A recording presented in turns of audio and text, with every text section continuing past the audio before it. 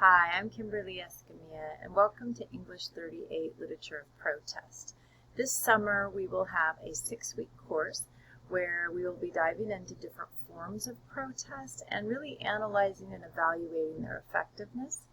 We'll look historically at women's protest, Native American protest, African American protest, LGBTQ protest, as well as some others. And you'll have some options. You'll read a full-length text of your choice, and you'll have an option whether you want to do a research-based project or a creative one. There are no tests or quizzes, and I use labor-based grading, which I can tell you a little bit more about soon. I look forward to working with all of you.